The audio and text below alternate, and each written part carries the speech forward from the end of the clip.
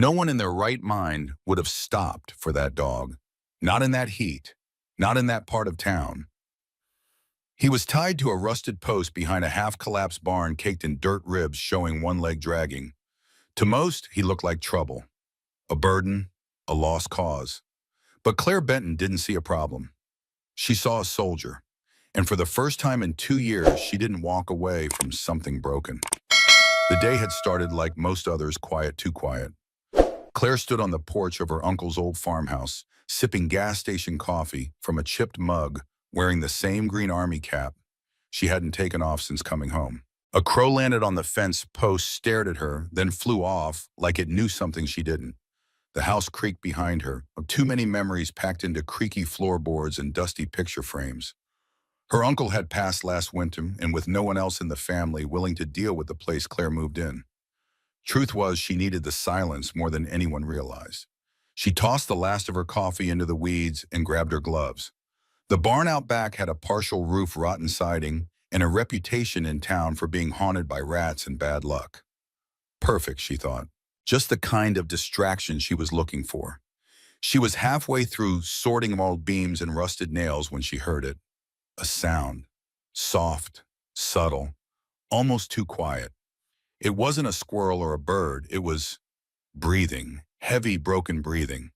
She followed the sound toward a collapsed corner of the barn where vines and thornbush had taken over like nature's own barbed wire. Pushing aside a sheet of hanging tin, she froze. There, curled in a bed of mud and straw, was a German shepherd, big, muzzled, tethered by a frayed rope to a cracked post. His fur was patchy and matted, his eyes dull. One of his back legs was swollen and tucked at a strange angle. But what got Claire wasn't the condition, it was the expression. He wasn't scared. He wasn't aggressive. He had the eyes of something that had already been left behind too many times. Jesus, Claire whispered. What the hell happened to you? A shadow moved behind her. She turned to see an old man in overalls chewing a toothpick walking up from the field. Found him limping near the creek a few weeks back, he said casually. Thought he might snap out of it, but he just lays there. Doesn't eat much. Doesn't bark. Hell barely moves. Claire didn't answer. The man shrugged. You want him, he's yours. $5. Claire blinked. You serious? He squinted. Dead serious. Dog's a ghost. She looked at the shepherd again. Something tugged in her chest. Something she hadn't felt since Kandahar. You got a name, she asked softly. The dog didn't respond, just blinked once. Claire pulled out her wallet and found a crumpled $5 bill she'd been saving for coffee the next morning. She held it out. Guess he's mine now. The old man took it and turned without another word. Claire knelt down slowly. All right, buddy, she whispered, reaching for the rope. Let's get you out of here. He didn't resist. Didn't move either. But when she finally slipped the rope loose and stood up, the dog made an effort. A limping half-collapse of a stand, but he followed her, step by step. Back at the house, Claire opened the garage door and spread a thick blanket over a corner. She filled a bowl with water, grabbed a can of chicken from the pantry, and placed everything within reach. The dog sniffed the air, but didn't touch a thing. She crouched nearby, wiping sweat from her brow. You don't have to trust me yet, she said. Hell, I don't even trust myself some days. He lay down slowly, exhaling hard. Name's Claire. You don't have to tell me yours. She watched him for a while, then finally said it without thinking. Fang, you look like a fang. No reaction. But for some reason, the name stuck. The first night she checked on him 3 times. At 1:30 a.m., he was still awake, eyes open in the dark like he was guarding something that no longer existed. By sunrise, she found herself sitting on the concrete floor beside him, drinking black coffee and reading out loud from an old paperback. He didn't move, but he didn't flinch either. And that was enough. Hey there, if you believe dogs can sense things we never could, and love stories where they rescue us in ways we don't expect, hit that subscribe button to Heroes for Animals. We've got more true and powerful stories just like this one. 3 days passed. Fang didn't bark, didn't wag, but he started eating. First, just the soft bits of chicken, then everything she set out. On the 4th night, Claire was reorganizing the garage shelves while he rested nearby. A hammer slipped from her hand and clattered on the ground. The sound was loud metal on concrete. Fang jolted upright, but instead of retreating, he moved between her and the noise, ears perked, shoulders squared, protective, instinctive. Claire blinked. "You're trained," she whispered. Later that night, she found herself testing a command. "Sit." Fang sat. "Stay." He stayed. She stepped back slowly. He didn't move. "You've done this before, haven't you?" she murmured. He looked at her, and for the first time, his tail moved. Just once, but it was real. The next morning, she stopped by the hardware store in town. A clerk offered her a bag of dog food and asked how long she'd had her pup. "Just found him," she replied. "Not sure where he's from." Well, the clerk smiled. "He found you too." Claire thought about that on the drive home, because maybe that was true. Maybe some animals weren't just lost. Maybe they were waiting for someone who knew what it meant to be broken and come back anyway. That night, Claire set up a small fan in the garage. Summer heat was coming early this year. She laid beside Fang on the floor, staring at the rafters. "I don't know what you've seen," she whispered, "but if you're anything like me, it stays with you." "Doesn't it?" Fang shifted just a bit and rested his head near her arm. Claire closed her eyes and let the silence hold them both. Not as soldier and dog, not even as rescuer and rescued, just two beings who knew what it meant to survive something no one else saw. And for the first time in a long time, Claire Benton slept through the night. Some dogs bark, some wag, some spin in circles, or chew on tennis balls like their life depends on it. But Fang did none of that. He simply existed in stillness, in silence, in a way that didn't ask for anything, but somehow still said everything. Claire noticed the quiet first. It wasn't peaceful. It was hollow, like a song that's missing its last note. Fang didn't whine, didn't growl. He'd sit with his ears half back, watching the shadows like he expected something bad to come out of them. And Claire understood that kind of silence all too well. Each morning she woke up around 6:15, not because she had to, but because old habits from military life die hard. She brewed her coffee, extra strong, no sugar, and brought it out to the garage where Fang still slept on the blanket in the corner. She never woke him, just sat there reading or scrolling through the local news, pretending the world wasn't as loud as it really was. Then without fail, he had opened one eye, just one. She started leaving half a bagel for him, usually plain, sometimes cinnamon raisin, if she got a good deal from the bakery downtown. He didn't touch it the first couple days. Then on a Thursday, it was gone. Crumbs and all. She didn't say anything, just smiled into her mug. By the end of the week, Fang had begun to follow her, not closely, but consistently. If she went to the kitchen, he was behind her. If she worked in the yard, he'd rest by the steps, head on his paws. He still limped heavily. The swelling in his back leg hadn't gone down, and every now and then he'd pause mid-step, like the pain caught him by surprise. Claire made a mental note to find a local vet, but the truth was she didn't have the money yet. Fixing up the farmhouse had already eaten through most of her savings. She'd taken on part-time shifts at the county library just to pay for electricity and Wi-Fi. Still, she figured if she could make it through 2 deployments and a roadside bomb, she could find a way to take care of a dog. One night, Claire found herself digging through an old box of her uncle's military memorabilia, just dusty medals, faded patches, and brittle letters. She wasn't sure what she was looking for. But Fang padded up beside her and stared at the box like he recognized something. She noticed the way his nose twitched when it hit the scent of leather, an old belt with a U.S. Army buckle. "Does this feel familiar?" she whispered. Fang didn't respond, but he sat down and stayed just watching. Claire leaned back against the wall, exhaling. "I get it," she murmured. "Sometimes memory's a weight you carry, not something you use." The next morning brought something unexpected. Claire had the local news on while washing dishes. The segment was about military working dogs, a retired handler talking about the bond between soldier and canine. As soon as the sounds of marching boots came through the speakers, Fang stood up straight. Not startled, not scared. Alert, focused, like someone flipped a switch. Claire shut off the faucet and turned around. Fang hadn't moved like that since the day she brought him home. His ears were sharp, his tail stiff, his chest up like he was waiting for orders. She didn't speak, didn't want to break the moment. He held the stance for nearly a full minute before sitting down again, slow and deliberate. Claire felt a chill run down her back.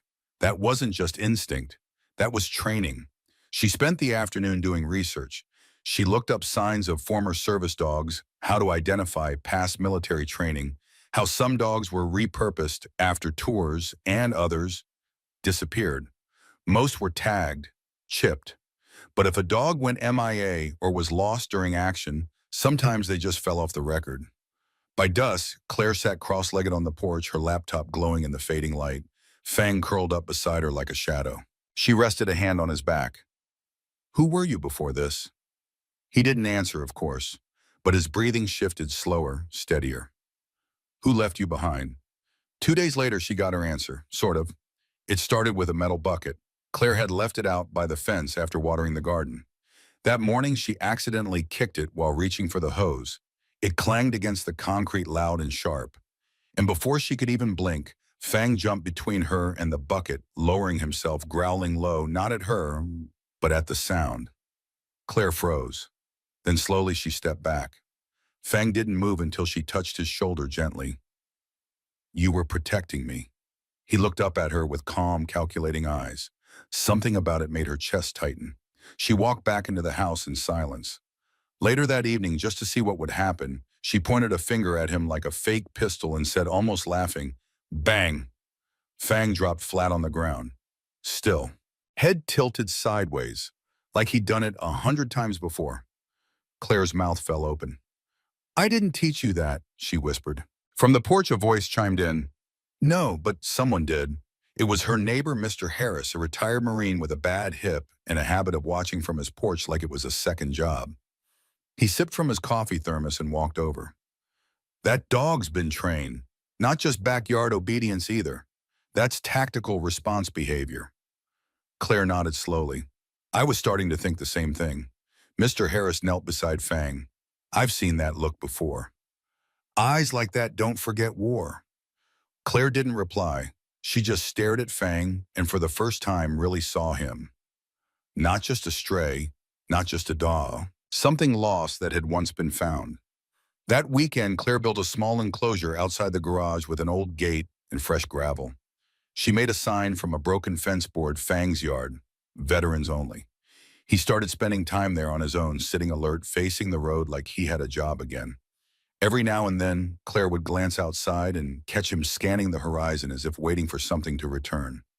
Maybe a handler, maybe a memory, maybe just peace. On Sunday, she made a pot of chili and left the back door cracked open. The evening air rolled in like a blanket, warm and heavy with honeysuckle.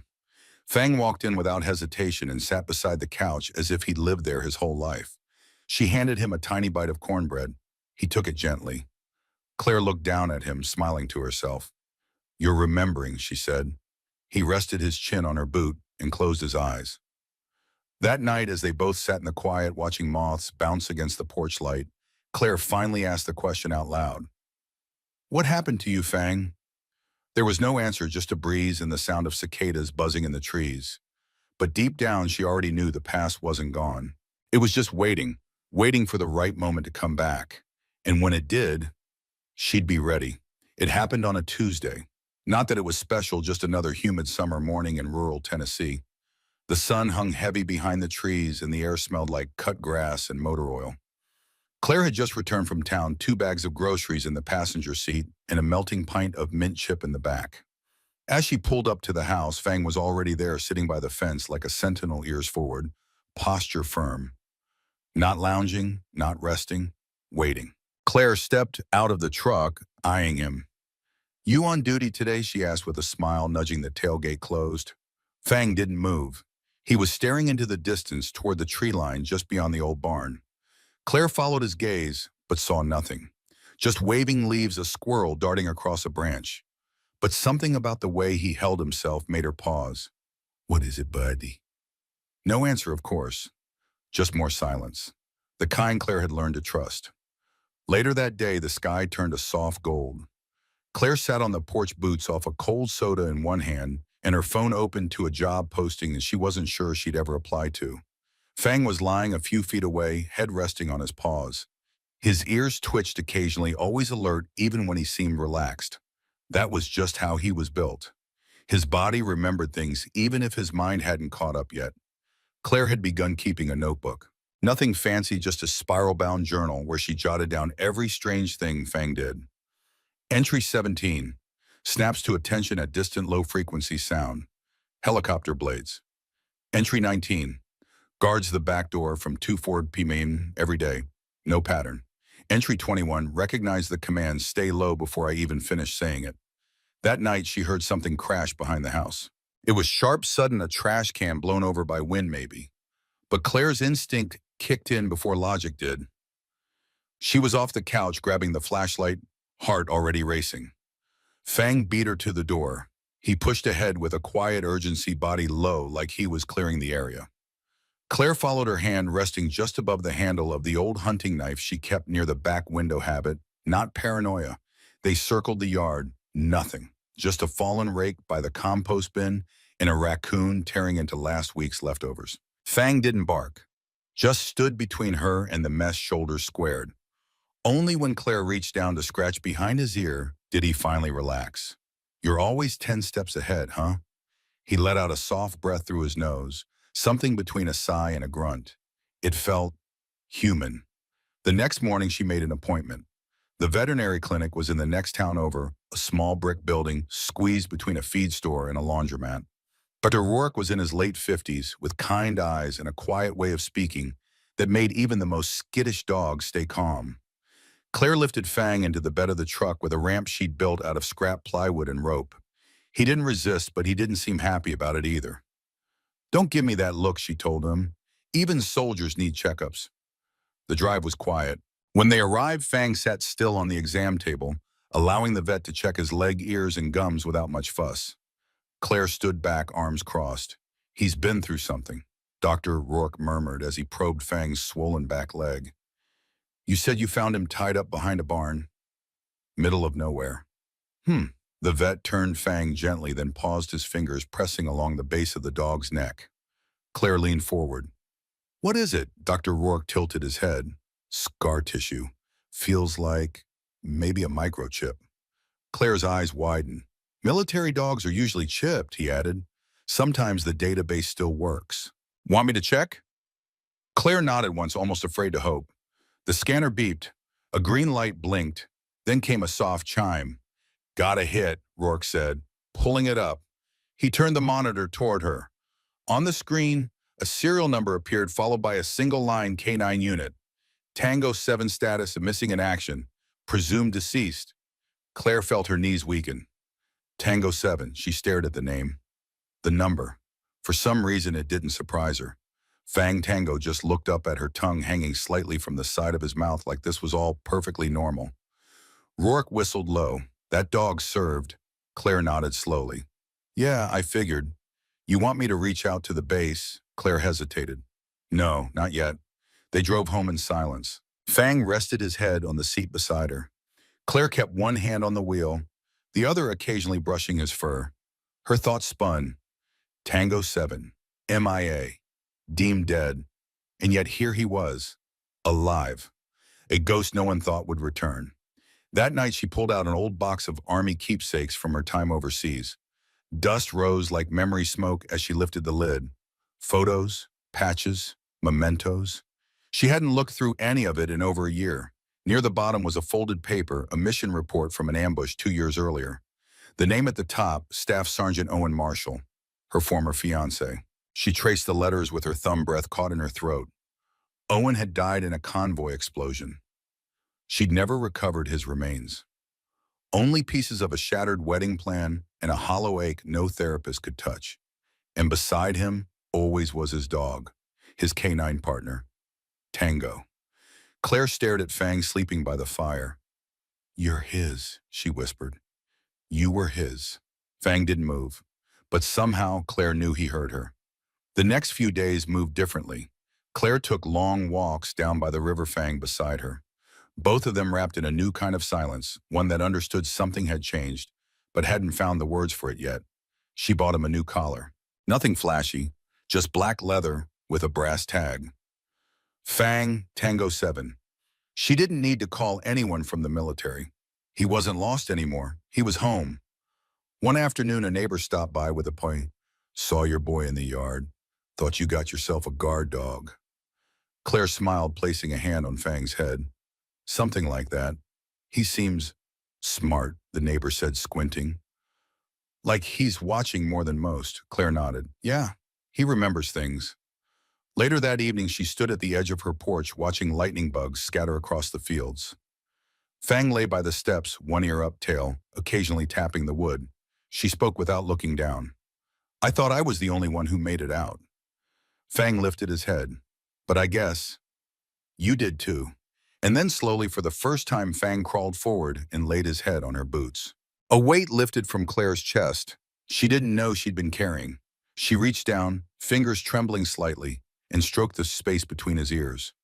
You found your way back, and now, she paused. So will I. There's a kind of quiet that settles just before everything changes. Not silence exactly, more like a stillness that clings to the air, like the world is holding its breath. That was the feeling Claire got the morning everything went sideways. The day started like any other. Coffee brewed in the old French press, the screen door creaked the same way it always did, and Fang was already up before her, sitting outside under the oak tree, watching the fields like a soldier on patrol. Claire joined him with her mug in hand, barefoot on the dewy grass, her favorite flannel shirt hanging open over an old army tee. You ever take a day off? She asked with a grin, nudging his side with her foot. Fang didn't react, just kept staring into the distance. She followed his gaze. Nothing. Still that feeling lingered in the air, the kind that made the hairs on the back of her neck stand up. By midday, the heat had rolled in like a slow wave pressing down on everything. Cicadas buzzed in the trees and the wind had gone completely still. Claire busied herself cleaning out the shed behind the garage, mostly old tools, rusted cans of paint, things her uncle hadn't thrown away, but probably should have. Fang followed her inside but kept to the doorway watching. It wasn't until she pulled out a heavy toolbox from under the shelf that she noticed it. The wood along the baseboard had been chewed, scratched, fresh. She knelt down, running her fingers along the grooves. Rats, she whispered. Or... A low growl rolled from Fang's throat. Not loud, but deep, measured, focused. Claire stood slowly and looked at him. What is it? He moved past her nose to the ground, sniffing in tight circles around the walls. That's when she heard it. A rustle. Low to the floor. Fast. Claire backed away instinctively, grabbing a nearby shovel. Fang's body went rigid, and then from the far corner of the shed, something slid forward. A snake. Dark. Thick. Coiled. Moving with intent. Damn it, Claire hissed, stepping back. Fang lunged. It happened so fast she barely registered it, his paws slamming the floorboards. Teeth bared his body, colliding with the snake in a blur of fur and muscle. The snake struck lightning fast. Fang yelped, but didn't back down. He clamped down hard, shaking the thing with brutal force. Dust filled the air. The walls echoed with the sound of claws scrambling and wood splintering. Finally, the snake went limp. Claire dropped the shovel and ran to him. Fang, hey, easy. He turned to her, panting tail twitching weakly. And then she saw the blood. The puncture was high on his front leg, already swelling. His breathing grew shallow. His eyes flickered. No, she whispered. No, don't you do this to me. She scooped him up in her arms, not caring that he was nearly 90 pounds, not caring that her back screamed in protest. She threw open the shed door, sprinting toward the truck. Keys. Where were the damn keys? She found them on the porch table, grabbed them with shaking hands, and flung open the driver's side door. Fang let out a soft whimper as she laid him on the back seat. I've got you, she said through clenched teeth. Just hang on. The truck tore down the county road, dust clouding the air behind them. Claire blew through the first stop sign, didn't even glance at the second. Her hands were tight on the wheel jaw, locked eyes darting from the road to the rearview mirror.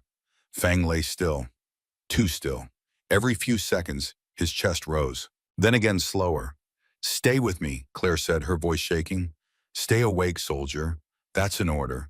The veterinary clinic came into view like a lighthouse through fog. She slammed the brakes, gravel spitting from the tires, and threw open the truck door. Help! She screamed before she'd even reached the front step. Snakebite, I need help. The bell above the door jingled wildly as she burst through, carrying Fang in her arms like a child. Dr. Rourke appeared instantly, eyes wide. Back room, let's go. They laid Fang on the exam table. The lights were too bright, the room too sterile. Claire hated everything about it. How quiet it was, how the machines beeped, how the air reeked of alcohol and desperation. Copperhead, Rourke asked. I think so, Claire said. He got hit in the leg. The vet nodded, already working. Needles, tubes, vials of anti-venom. Claire backed into the corner, hands balled into fists, stomach tight. You did the right thing bringing him in fast, Rourke said. He's got a chance. Claire didn't say anything. Just watched as her best friend fought to breathe. An hour passed, then two. She sat in the waiting room, elbows on her knees, staring at the floor. The receptionist brought her a cup of water. She didn't drink it. Every so often she stood and paced, walked to the window, rubbed her temples. Please, she kept whispering. Just please. She'd lost too much already. She couldn't lose him too. At sunset, Dr. Rourke stepped into the room, wiping his hands on a towel. Claire stood instantly. He's stable, Rourke said. We almost lost him, but he's tough. That dog's got a will to live. Claire let out a breath she hadn't realized she'd been holding. Can I see him? Rourke nodded. They walked back together. Fang was hooked to an IV. His leg wrapped, his eyes closed. But as Claire approached, they fluttered open. He let out a soft grunt. Still here, Turn. Claire dropped to her knees beside the table, gently stroking his fur. Hey, buddy. He lifted his paw slightly. She smiled through tears. You scared the hell out of me. Rourke stood quietly nearby. You know, I've treated a lot of dogs in my time, he said, but there's something about this one. Earlier, when I shaved his leg for the IV, I noticed something. Claire looked up, scar tissue under his neck, like a chip that healed over. I scanned it again. He pulled a small device from the drawer. It beeped softly. The screen lit up with a code. Same as before. Tango 7, status missing, presumed deceased. Claire looked at Fang. You came back from the dead, she whispered, then added quieter. And so did I. Fang stayed at the clinic for 2 more days. Claire visited every morning and every night, brought him his favorite chicken jerky, rubbed his ears, told him stories about her unit, about the house, about the time she accidentally burned a whole pot of chili and ate it anyway. She didn't know if he understood, but he stayed awake for every word. When Dr. Rourke finally cleared him to go home, Claire opened the passenger door of her truck and said, up. Fang didn't hesitate. As she pulled out of the parking lot, the breeze ruffled his fur. His eyes scanned the horizon. Back on duty. Claire reached over and ruffled the spot behind his ears. You're not just my dog, she said softly. You're my second chance. That night she cleaned out the shed, removed the broken boards, sealed the corners, laid down a new rug, hung up a new sign. Fang's spot, hero only. She lit a citronella candle and sat with him beneath the stars, her back against the barn, his head resting against her knee. For a long time they said nothing. But in that silence there was peace. The vet said Fang would be tired for a few days, that the venom would take time to clear, and his body would need rest. But by the 3rd morning, Claire woke up to find him sitting by the back door, tail thumping slowly on the wood floor, his head cocked like he was asking, So, we moving or what? She laughed into her coffee. You really don't know how to take it easy, huh? He stood when she opened the door and walked stiffly into the yard. His limp was still there, slight noticeable, but he moved with purpose, like a man walking through the pain because standing still wasn't an option. Claire understood that too well. She followed him down the slope toward the edge of the property. The fence was old, broken in parts. Wildflowers spilled through the teeth and bees hovered lazily over clover. Summer was in full swing now. Thick air, slow breezes, the sound of birdsong drifting from the trees. It would have been peaceful if not for the questions still chewing at her thoughts. Who had Fang been before he was broken? That night she sat at the kitchen table staring at the serial number from Fang's chip written on a napkin. She'd memorized it. Tango 7, status MIA, presumed deceased. But that was it. No mission details, no handler name, no photos. She had to dig deeper. She called a friend from her unit, Sergeant Monica Taylor, now stationed in North Carolina. Monica had always been good with classified stuff. Claire Benton, Monica said over the phone. Haven't heard that voice in a while. Claire smiled. Yeah, well, I need a favor. They spoke for over an hour. Claire told her everything, finding Fang the snake bite, the chip scan. Monica listened, asked questions, jotted notes. I'll run the number through the system, she said. But if he's from a black label operation, we might not get much, I figured, Claire said. Still, worth a shot. After they hung up, Claire looked out the window. Fang was lying on the porch facing the road like always, like he was waiting for something. 2 days later, the call came. You're not going to believe this, Monica said. Tango 7 was assigned to a K-9 unit out of Fort Leonard Wood. Handled by a Staff Sergeant Owen Marshall. Claire's heart slammed in her chest. I know, Monica continued. Claire, that's your Owen.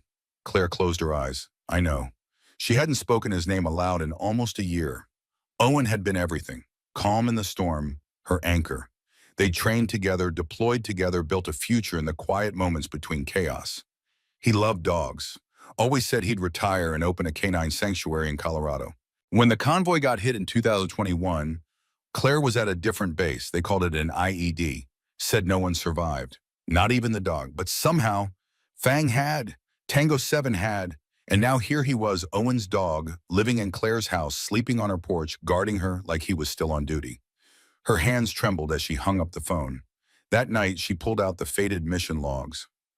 One photo in particular caught her eye, a black and white snapshot of Owen crouching beside a dog arm, wrapped around its chest, both of them looking straight into the lens. The dog's eyes were unmistakable. So was the scar above the left brow. Fang. Claire pressed her fingers to the image, her throat tight. You were his, she whispered, and now you're mine. Over the next week, Claire and Fang fell into a rhythm. He healed slowly but surely, growing stronger every day. She started bringing him with her into town, first short drives, then errands. The townsfolk quickly got used to the big shepherd, with the serious stare and calm presence. At the hardware store, the cashier asked, "Is he trained?" Claire smiled. More than you know. At the diner, the cook brought him a slice of bacon every morning without asking. Fang never begged, never barked, never acted like anything but a gentleman. One afternoon, Claire passed a group of kids near the park. A basketball rolled out into the road. Fang darted forward, not barking, but herding the ball away from traffic like it was second nature. The kids clapped. One asked if he was a police dog. Claire hesitated. Something like that, she said. Back home, she finally built him a proper enclosure. Not a cage, a space. With shaded cover, clean gravel, a raised bed, and a water fountain made from an old whiskey barrel. She hung a new sign on the gate. Fang, Yang, retired but ready. He liked it. Spent most mornings out there basking in the sun, watching birds and mail trucks with equal suspicion. One Sunday evening, Claire sat on the porch with a glass of lemonade. The sun was sinking behind the trees, coloring everything in orange and gold. Fang rested nearby, one ear up, his breathing slow. Claire looked over at him. You remember him, don't you? Fang didn't move, but you also knew when to let go. You knew how to survive. Her voice broke. I wish I'd had that strength. She stood, walked over, and knelt beside him. I think maybe you came back for both of us. Fang lifted his head, nudged her hand. Later that night, the doorbell rang. Claire frowned. No one ever came by this late. She opened the door to find a man in a polo shirt and khakis, mid-40s, clipboard in hand. Nervous smile. Hi, he said. Sorry to bother you. I'm with the DoD K-9 Reclamation Division. Claire froze. Excuse me. We were recently notified that a former military working dog, serial Tango 7, was found alive in your custody. That's this dog, right? He pointed to Fang, who had already stepped forward, positioning himself slightly between Claire and the man. The agent cleared his throat. Per protocol, we're required to offer re-enlistment evaluation or recovery of the dog, depending on condition. Claire folded her arms. He's not going anywhere. The agent smiled awkwardly. I understand, ma'am, but technically he's government property. No, Claire said, her voice flat. He was. Then he was declared dead. Then he was forgotten. The man shifted on his feet. Look, I'm not here to take him from you. In fact, I think there's a better option. Claire raised an eyebrow. An honor designation, he explained. It's rare, but in cases like this, we retire them officially. Full honors. Medical care covered. Ownership transferred. He becomes yours. Claire stared at him. You can do that. We already started the paperwork. Just needed your signature. 10 minutes later, Fang officially became hers. Not a ghost, not property, just family. She let out a shaky breath as she watched the agent drive off. Fang sat at her side, his tail wagging once slow and steady. Claire leaned down and kissed his head. "You're home," she whispered, "and now the world knows it too." That night she couldn't sleep, so she wrote. A blog post, a letter, maybe something for the newspaper. It began simply, 2 years ago the military lost a dog. They called him Tango 7. I just call him Fang. And this is the story of how we saved each other. The ceremony wasn't big, just a few rows of folding chairs, a podium set up outside the county courthouse, and an American flag flapping gently in the July breeze. No marching band, no fancy uniforms. But somehow that made it feel more real. Claire stood near the front in a navy blue dress she hadn't worn since her last military funeral. It still fit barely. She wasn't used to wearing anything but boots and jeans anymore. But today wasn't about comfort. It was about respect. Fang sat beside her in a newly fitted black vest embroidered with two words, "honorably retired." He wore it like a second skin, calm, still eyes steady. His wound had long since healed, though his limp remained. The vet had said it might never go away completely, but it didn't slow him down much. Not anymore. A man from the Department of Defense approached the podium and cleared his throat.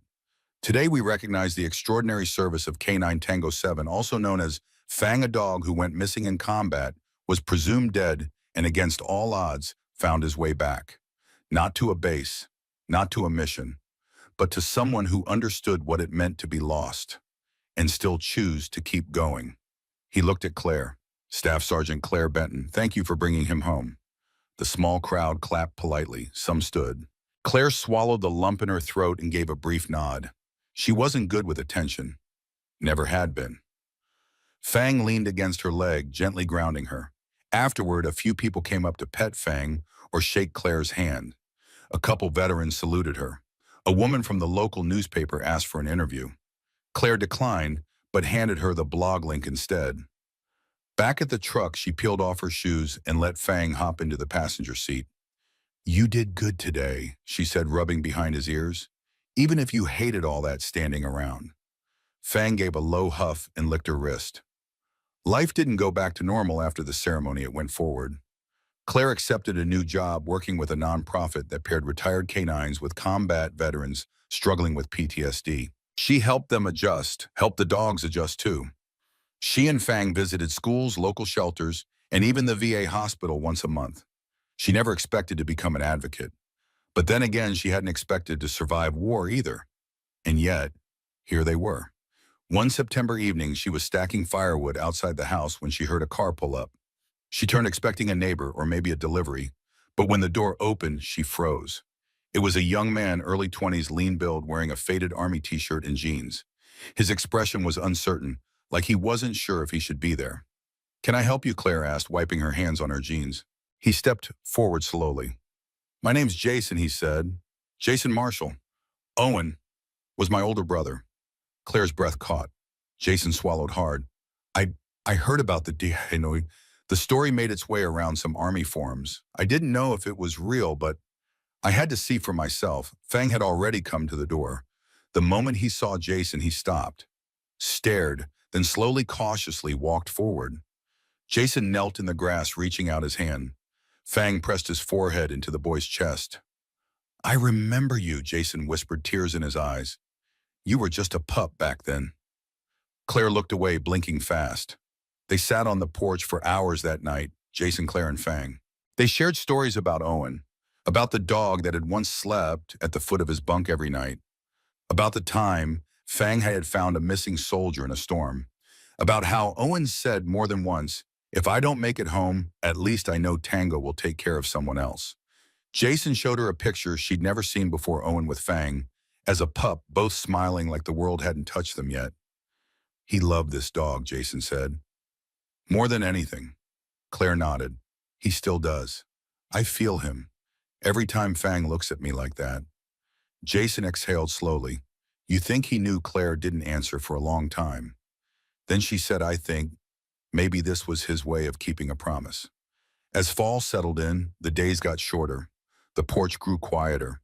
Claire found herself talking more not just to Fang, but in classrooms, on podcasts, and online forums for female vets. She told people the truth, that survival isn't always loud. Sometimes it's a dog sleeping at your feet.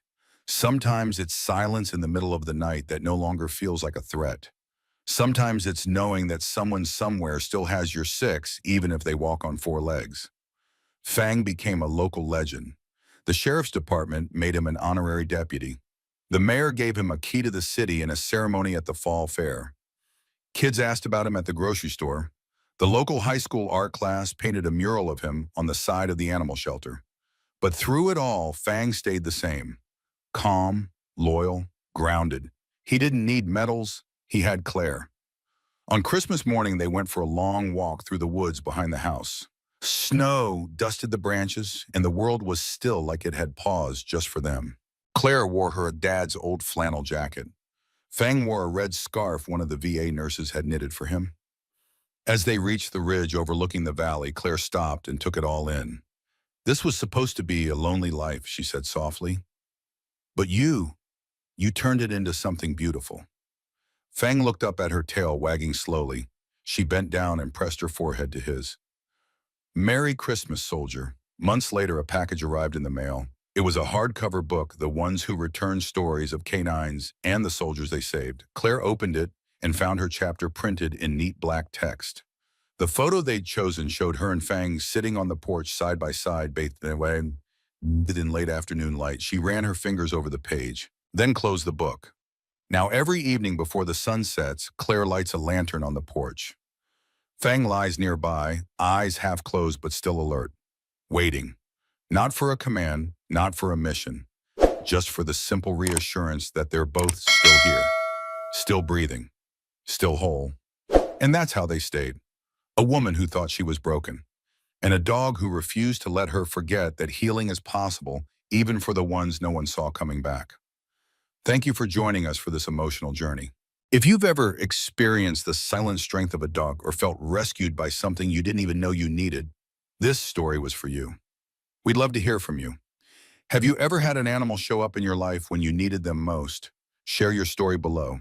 And don't forget, subscribe to Heroes for Animals for more real-life stories that remind us all, the bravest hearts don't always walk on two legs.